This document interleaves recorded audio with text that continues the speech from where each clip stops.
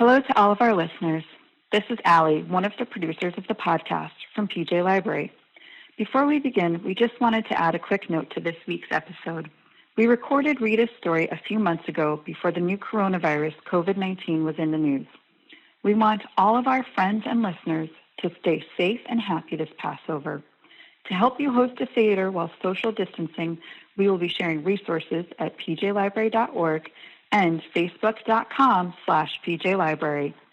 Every day, we also share virtual story times, field trips, author visits, craft-alongs, and more on our Facebook page. Now, let's jump into the studio with Rita and her guests. And don't worry, everyone is staying 6 feet apart and practicing safe social distancing as they record. Oh my! Hello there. I'm in the middle of a whirlwind of Passover preparations because this year I'm hosting. I have to clean the house, get out the nice dishes, buy my matzah, and just so much more. But I don't want to leave all of our listeners hanging, and I have a special Passover story I just have to share. Welcome back to Have I Got a Story for You, a storytelling podcast from the team at PJ Library. I'm your narrator, Rita Toomey. And while I take a break from prepping to host my very own seder this year, and PJ Library has great resources if you're a first-time host like me, I wanted to share the very special story of the seder I went to last year. Oh, right. To tell this story, I'm going to need the help of a few special friends. Hi! Jamie and... Claire. Jamie and Claire. Actually, we're going to tell our listeners all about the wild adventure we had at your seder. It was bananas. It was bonkers. There was a pirate and we thought it was Uncle Eli, but it wasn't. And then Grandpa spilled wine all over his favorite tweed pants, and then Quetzal the cat almost escaped, and I did the pirate trick and maybe swung from a chandelier, and also... It was a lot. Maybe we should just start from the beginning. A fine idea. Well, everyone, settle in for our special Passover episode of Have I Got a Story for You? The very real, very true, and very fascinating story of the second wildest seder I've ever been to. Second wildest?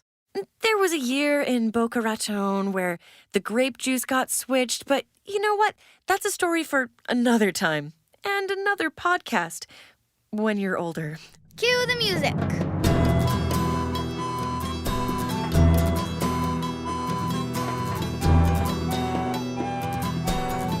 So this is the story of how I met Claire and Jamie here and how we had to embark on an epic treasure hunt for the afikomen.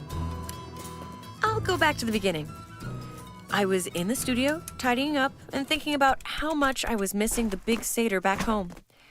Usually I head back to my hometown of Brainyboro, but last year I opted to stay close to the studio to get ahead on a few things.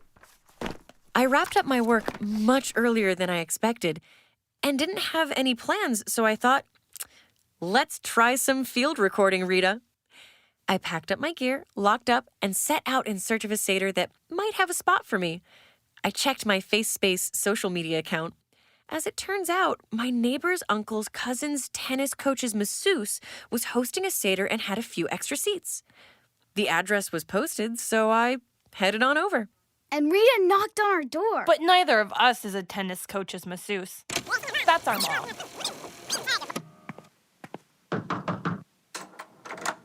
Hi, you're not Grandma Sylvie or Grandpa Leon? Or Uncle Eli. Your mom invited me. Kind of. I'm a friend of a friend. Is she here so I can introduce myself?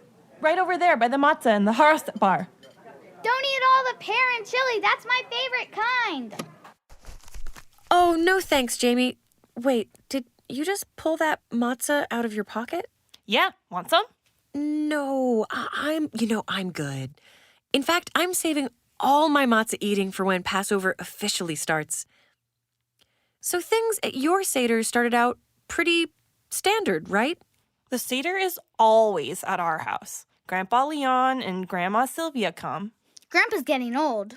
He doesn't hear so well. Like, Claire will ask for the grape juice, and he'll say, "Grape juice? Why would I pass you grape juice?" And then Aunt Sharon and Uncle Etan fly in too. And usually Mom invites some other grown-ups over, like you. And other kids? Nope, just Claire and me. And so you always do the 4 questions. Oh, now she can do it. She was so nervous at the seder that we all had to help her. I was not. Anyways, things were going kind of, let's say, slow when my mom signaled that I should open the door. Oh, for the beginning of the seder where you say, all who are hungry, let them come and eat. All who need a Passover seder, let them join us. And nobody ever comes in. Well, except this year. You did. But you were there before we started. And so was our gym teacher who Mom invited. And Dad's friends from work, Tracy and Kyle. But usually at this part, no one comes in. Until this year. I opened the door and he was just standing there. Who was? That man. We thought he was Uncle Eli at first because he was so late. I'm going to play a clip from my field recording now. I be hungry. I be thirsty too. So thirsty I could drink myself a salty sea. Is that a pirate? You seen a pirate before? Well, no, but I've heard a lot about them from books and podcasts and stuff. I bet that's just Uncle Eli playing a joke. I'm okay. Don't worry. Nothing's on fire, that's for sure. Wait, if that's not Uncle Eli... Then who? Yarg. Good to rest me bones. Now, who's got the grub? Now, at this point, one of you decided to give him something. I thought we should give him some salt water because we had some on the table. But my mom poured him a glass of regular water. Her hands are shaking. That was pretty funny, too. For everyone listening at home, so they can imagine it too, could you describe what the pirate looked like? Everything you dream of. Hair everywhere, gold earring, eye patch, bandana, the works. Highly unusual facial hair. Very manicured, in fact. Wow. Now, let's get back to the recording. So a bunch of new folks have come to your seder, including now a pirate. Do you think he'd ever been to a seder before? Are you kidding? He took out his spyglass to examine the matzah. Oh, barnacles. Why has this sea biscuit so many holes? Try this. It's the maror, the bitter herb.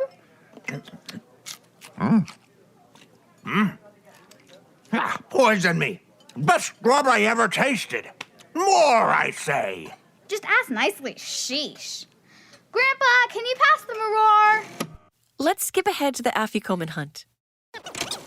Ooh, this is when we did the 10 plagues. And see, I'm going to take out this red fabric for the blood. Blood, ye say? Blood. Oh, if you like the gross ones, you'll love when lice comes up. See, we lice? take these little Lice, pieces child. of rice. Did ye say lice? Me precious beard, get thee out of here, foul varmin! Oops, maybe a little bit further. Dayenu, Dayenu, Dayenu, Dayenu. A fine song. Come on, ye landlubbers, we dance! I don't know this dance. Climb upon me shoulders, and we shall have a proper jig.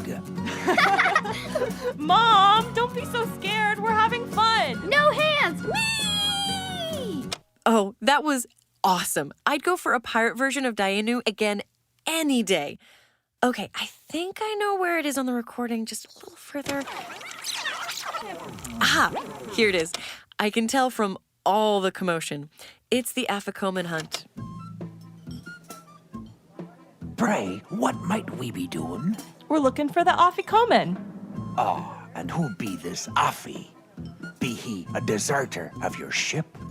No, it's not a person. The afikomen is the dessert matzah. It's like a game. At the start of the seder, the grown-ups hide it, and then we find it. Like a scavenger hunt, or a... Or a treasure hunt. Well, yeah, you could say that. I hunt for treasure better than anyone hunts for treasure. And I be saying, we start in the living room.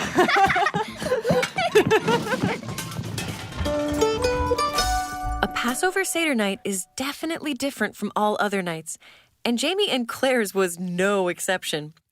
How many other nights do you hide food around the house for others to find? Traditionally, there are 3 pieces of matzah stacked on the Seder plate. During the Seder, the middle matzah is split in 2. The smaller piece is returned to its spot between the other 2, but the larger piece becomes the afikomen, which comes from a Greek word meaning dessert. When I was growing up, we had a tradition where one of the kids would steal the afikomen when no one was looking. Another tradition is for a grown-up to hide the afikomen somewhere in the house. The kids then search for it, and that's precisely what's going on in this story. If you'd like to know more about Passover traditions or how to make your own afikomen hiding bag, visit gotastorypodcast.com.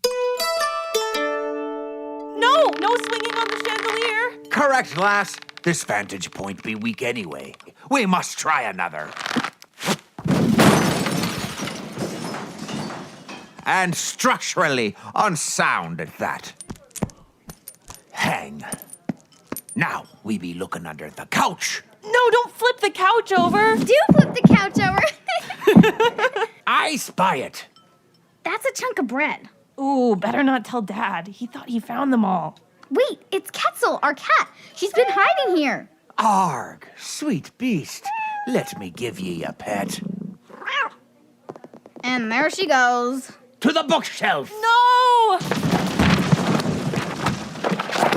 Good, gentle crew. What, pray tell, happens if we do not find this treasure? Well, I don't really know. We just kind of end the Seder without it. Arg, it not be here. Watch where you're throwing those. I guess Mom will just give us a replacement one. Seriously, man? Apologies, me hearties. One year, Grandma ate it by accident. Oh boy, that was a mess. Did ye curse her for her treachery? What? No, she's our grandma. And anyway... What be that?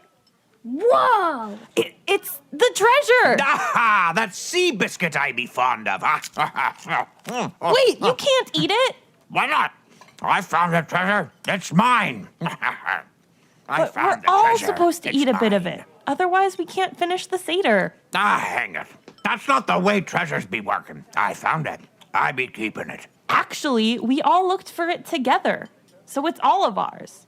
And not only that, but my parents and grandparents and aunt and uncle, all the grown-ups, give us a reward for finding it. I get some really good stuff that way. All the grown-ups, you say? Hang. I'm a grown-up. I might be finding some reward for ye in me own pantaloon pockets. There. A double doubloon for ye, and another one for ye. Wow! Thanks! That's quite a story.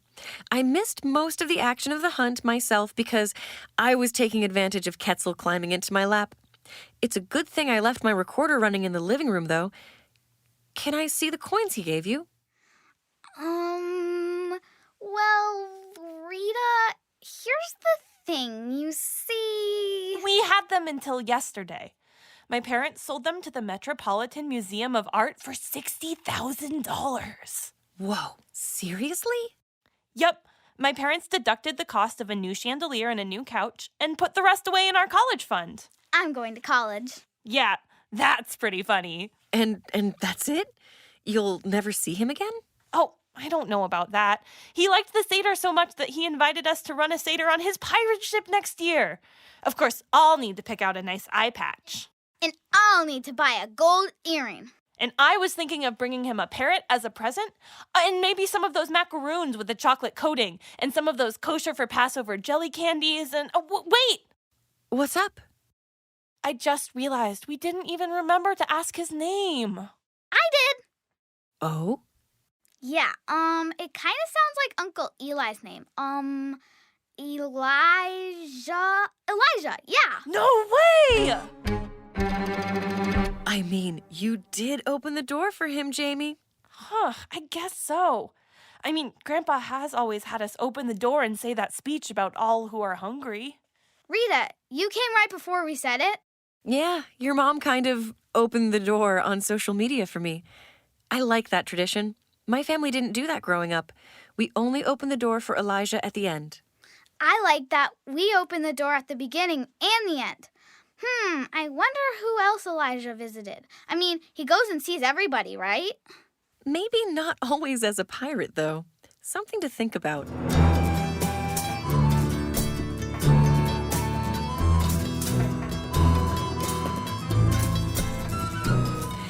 Did a pirate visit your seder? We want to know.